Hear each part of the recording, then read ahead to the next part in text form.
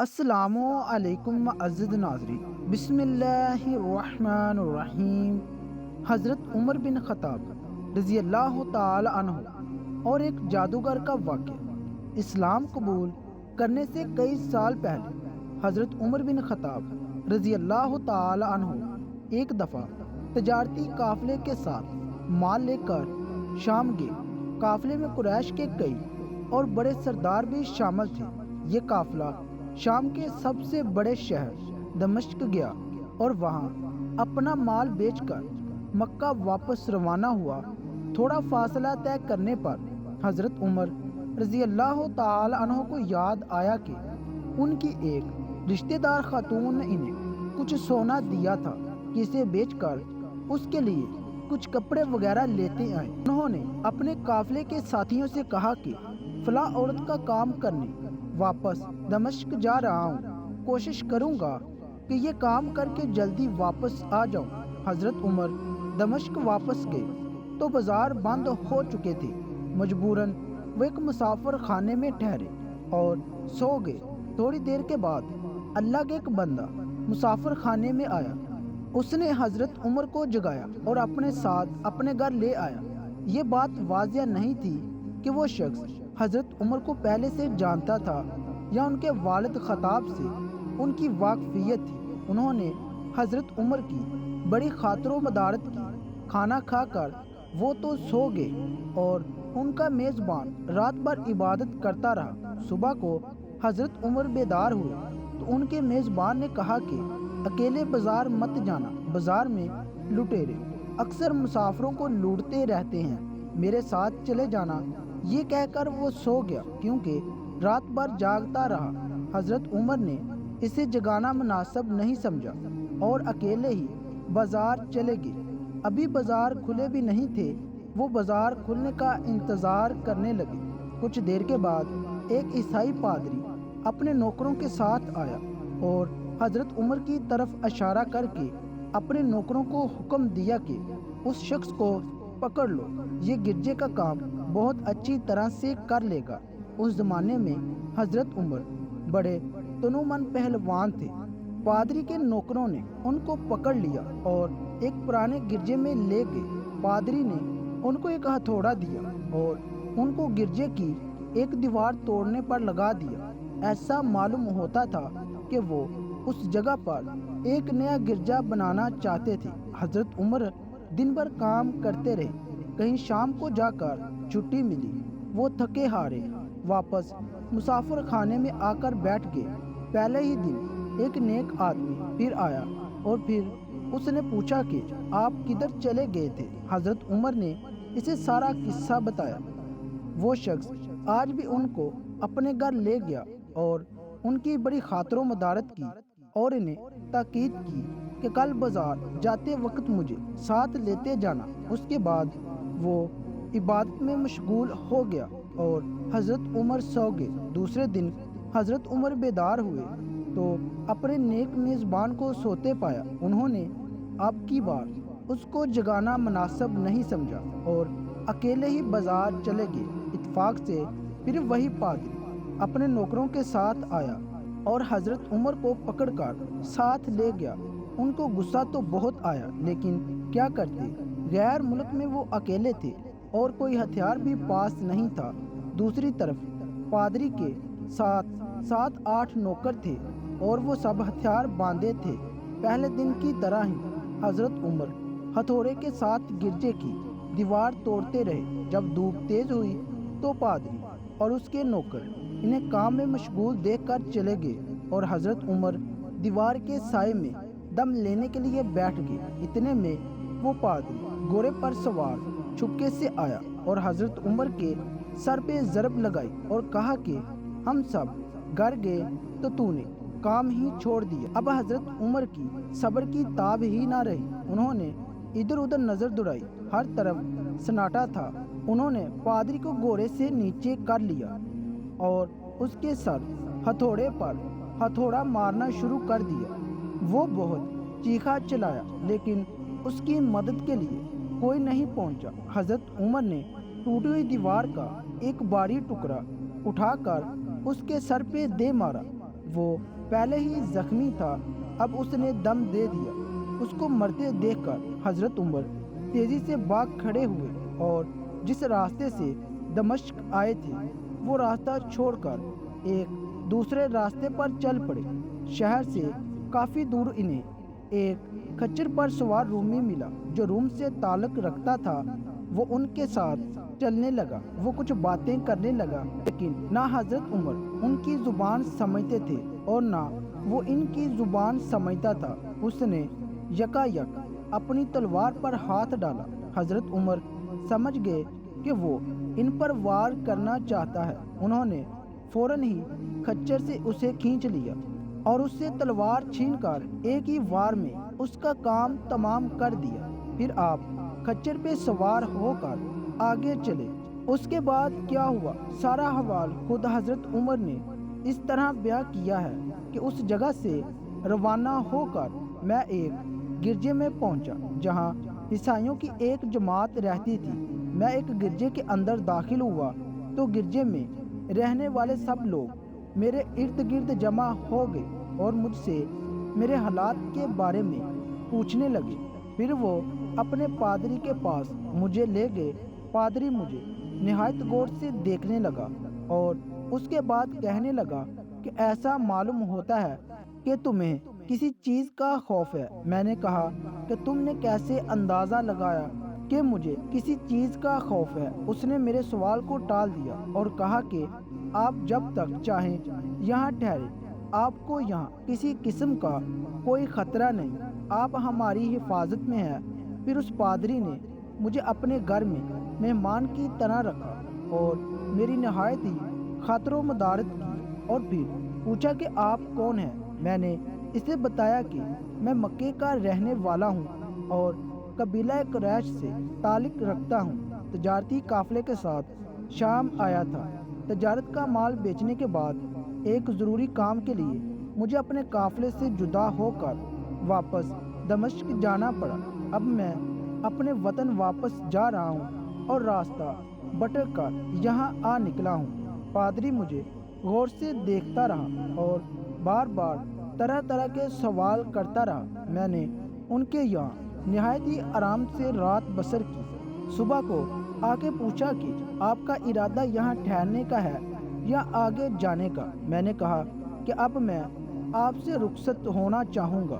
یہ سن کر پادری نے اپنا ایک شاندار گدھا جو بڑا خوبصورت اور نہایت ہی تیز رفتار تھا لے آیا۔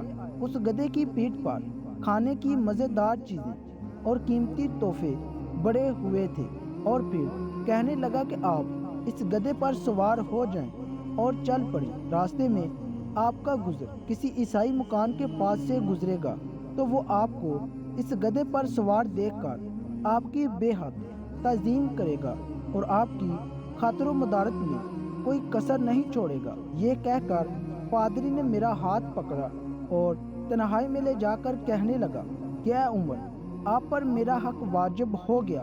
میں نے کہا بے شک۔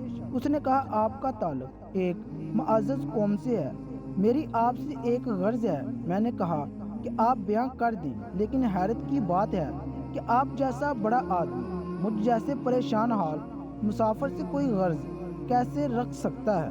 اس نے بڑے یقین بھرے لہجے میں کہا کہ سنیں، میں ایک ایسا آدمی ہوں جسے اللہ نے آسمانی کتابوں کا علم عطا کیا ہے۔ میں نے آپ کی ذات میں بہت سی ایسی نشانیاں دیکھی ہیں جو یہ ظاہر کرتی ہیں کہ جب ایک مقرر مدت پوری ہو جائے گی تو حالات میں زبردست تبدیلی آئے گی۔ اس وقت آپ ہمارے ملک کے حاکم بن جائیں گے اور یہاں کے سب شہروں میں آپ کا ہی حکم چلے گا۔ اس کے بعد پادری نے اپنی جیب سے دوات، قلم اور کاغذ نکال کر کہا کہ میری غرض یہ ہے کہ آپ اس کاغذ پر لکھ دیں کہ اس گرجے اور اس کی جائیداد پر کسی قسم کا کوئی مصول لاگو نہیں کیا جائے گا۔ میں نے حیران ہو کر پادری سے کہا کہ آپ مجھ سے مذاق تو نہیں کر رہے؟ اس نے کہا کہ قسم ہے اس ذات کی جس نے حضرت عیسیٰ علیہ السلام پر انجیل نازل فرمائی، میں جو کچھ کہہ رہا ہوں وہ بالکل سچ ہے۔ آپ مہربانی کریں اور میری درخواست قبول فرمائیں۔ میں نے پادری کی باتوں کو اس کا وہم سمجھا، اور جیسے اس نے کہا میں نے اسی طرح کاغذ پہ اسے لکھ کر دے دیا۔ اس کے بعد گدھے پر سوار ہو کر چل پڑا۔ راستے میں مجھے کئی جگہ پر عیسائیوں کی جماعتیں ملی۔ انہوں نے مجھے ایک پادری کے گدھے پر سوار دیکھ کر میری بڑی خاطر و مدارت کی۔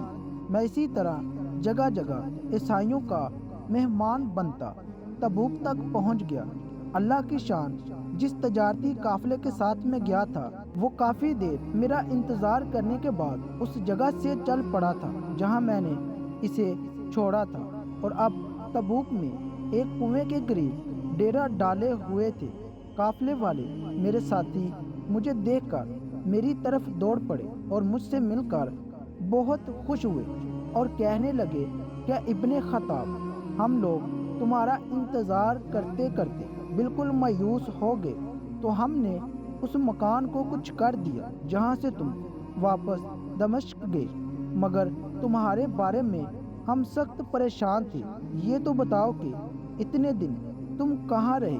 میں نے وہ تمام حالات بیان کیے جو مجھے پیش آئے، لیکن پادری سے جو میری گفتگو تنہائی میں ہوئی وہ بالکل ظاہر نہیں کی، کیونکہ میں نے پادری کی ان باتوں کو اس کا وہم سمجھتا تھا اور اس کے عقیدے کی کمزوری سمجھتا تھا۔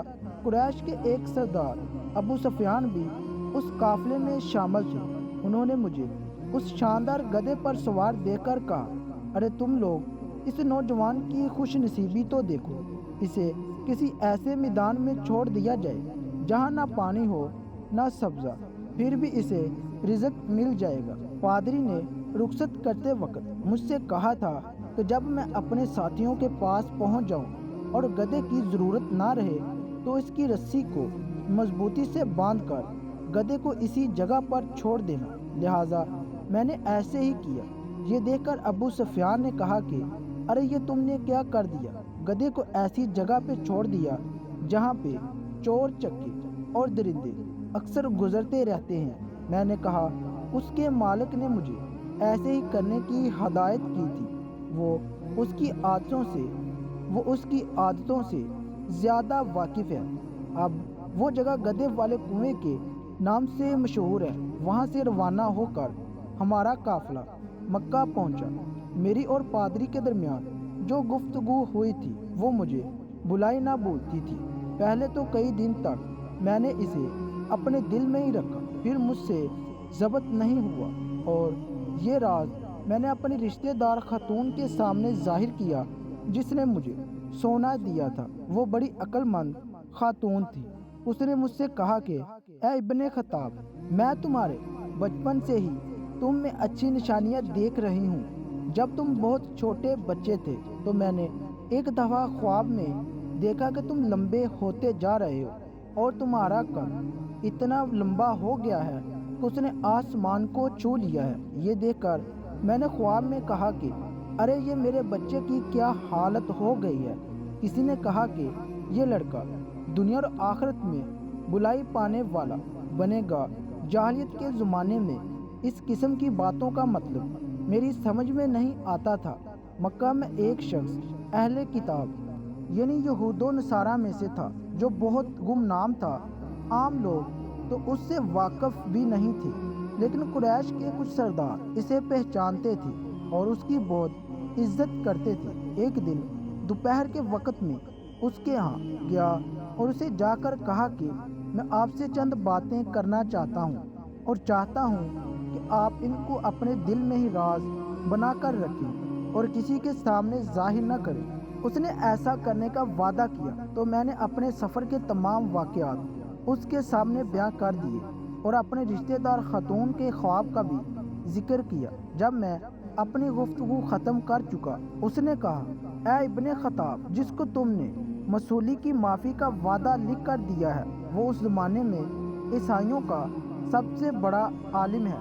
جو کچھ اس نے کہا وہ سب سچ ہے اور جلد ہی وہ سچ تمہارے سامنے آ جائے گا۔ جہاں تک تمہاری رشتہ دار خاتون کے خواب کا تعلق ہے تو اس سے ظاہر ہوتا ہے کہ مکہ میں ایک بہت بڑا انقلاب آئے گا، زمانہ ایک نئی صورت اختیار کرے گا اور آنے والے زمانے کے آسمان اور زمینیں بدل جائیں گی۔ میں وہاں سے گھر چلا آیا اور اس کی ساری باتیں اپنے دل میں لیے رہا۔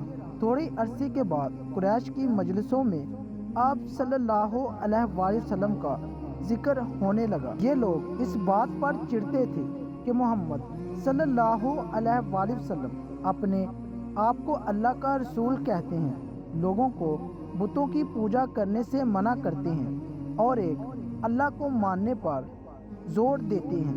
جلد ہی اللہ تعالیٰ نے اسلام کو ظاہر کر دیا اور مجھے یقین ہو گیا کہ حالات وہی صورتحال اختیار کر رہے ہیں جس کی طرف آسمانی کتابوں کے عالم شام کے پادری نے اشارہ کیا تھا۔ نبوت کے چھٹے سال حضرت عمر نے اسلام قبول کر لیا اور رسول اللہ صلی اللہ علیہ وآلہ وسلم کے جانثار ساتھی بن گئے۔ 11 ہجری میں آپ صلی اللہ علیہ وآلہ وسلم اس دنیا سے رخصت ہوئے تو حضرت ابوبکر رضی اللہ تعالی عنہ مسلمانوں کے پہلے خلیفہ بنے۔ 13 ہجری میں انہوں نے وفات پائی تو حضرت عمر رضی اللہ تعالی عنہ خلیفہ بنے۔ ان کے سفر نامے کی روایت کرنے والے راوی کا بیان ہے کہ حضرت عمر فاروق رضی اللہ تعالی عنہ اپنی خلافت کے زمانے میں شام تشریف لے گئے تو ایک بہت بوڑھا آدمی جس کے بال برف کی طرح سفید ہو چکے تھے عیسائیوں کی ایک جماعت کے ساتھ ان کی خدمت میں حاضر ہوئے اور عرض کیا، اے امیر، کیا آپ مجھے جانتے ہیں؟ حضرت عمر رضی اللہ تعالی عنہ نے فرمایا کہ اگر آپ شام کے فلاں شہر کے پادری ہیں تو میں آپ کو پہچانتا ہوں۔ اس نے کہا، جی ہاں، میں وہی پادری ہوں۔ حضرت عمر فاروق رضی اللہ تعالی عنہ نے فرمایا کہ میں نے آپ سے لکھ کر جو عہد کیا تھا وہ آج بھی قائم ہے۔ اللہ تعالیٰ نے اپنے رسول صلی اللہ علیہ وآلہ وسلم کے ذریعے ہمیں عزت بخشی۔ انہوں نے ہمیں اللہ تعالیٰ کے پسندیدہ دین اسلام کی طرف دعوت دی اور ہم نے یہ قبول کی۔ آپ ہی نے مجھے ان باتوں سے آگاہ کیا تھا۔ اب آپ کو کون سی چیز اسلام کو قبول کرنے سے روکتی ہے؟ بوڑھے پادری نے حضرت عمر کی باتیں سن کر اسی وقت اپنے ساتھیوں سمیت کلمہ پڑھ کر اسلام کی دولت حاصل کر لی۔ حضرت عمر رضی اللہ تعالی عنہ کو جادوگروں سے بہت نفرت تھی۔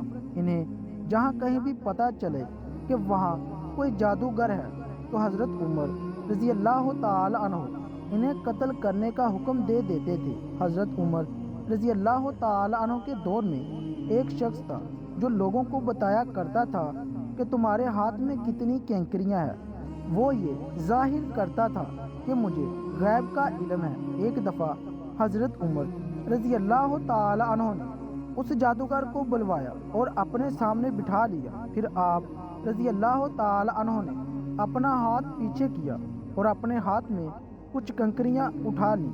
پھر جادوگر سے کہا، چل بتا میرے ہاتھ میں کیا ہے؟ جادوگر نے کہا کہ آپ کے ہاتھ میں کنکریاں ہیں۔ پھر آپ رضی اللہ تعالی عنہ نے فرمایا، بتا کتنی کنکریاں ہیں؟ جادوگر نے کہا 5 کنکریاں ہیں۔ آپ رضی اللہ تعالی عنہ نے پھر اپنا ہاتھ پیچھے کیا اور پھر کنکریاں اٹھا لی۔ پھر فرمایا، اب بتا میرے ہاتھ میں کیا ہے؟ جادوگر نے کہا، آپ کے ہاتھ میں کنکریاں ہیں۔ آپ رضی اللہ تعالی عنہ نے فرمایا، بتا کتنی کنکریاں ہیں؟ جادوگر نے کہا، مجھے نہیں پتا۔ ساری محفل حیران رہ گئی، آخر یہ کیا ماجرا ہے؟ پھر آپ رضی اللہ تعالی عنہ نے فرمایا، پہلے جب میں نے کنکریاں اٹھائی تھی تو بھی پتا تھا کہ میرے ہاتھ میں کتنی کنکریاں ہیں۔ اس جادوگر نے میرا دماغ پڑھ لیا تھا۔ دوسری بار جب میں نے کنکریاں اٹھائیں تو مجھے بھی نہیں پتا تھا کہ میرے ہاتھ میں کتنی کنکریاں ہیں، کیونکہ شیطان انسان کے جسم میں خون کی شکل میں دوڑتا ہے اور جادوگر شیطان کی پوجا کرتے ہیں، جس سے شیطان ان کو ہر چیز ہر بات بتا دیتا ہے۔ اس محفل سے حضرت عمر رضی اللہ تعالی عنہ لوگوں کو یہ بتانا چاہتے تھے کہ یہ جادوگر اللہ کو چھوڑ کر شیطان کی پوجا کرتے ہیں اور شیطان انسانی جسم کے اندر خون میں گردش کرتا ہے۔ اس سے ہمیں پتہ چلتا ہے کہ جو بات پتہ ہوگی وہی ان جادوگروں کو بھی پتہ ہوگی جو ہمیں نہیں معلوم ہوگی تو ان جادوگروں کو بھی نہیں علم ہوگا۔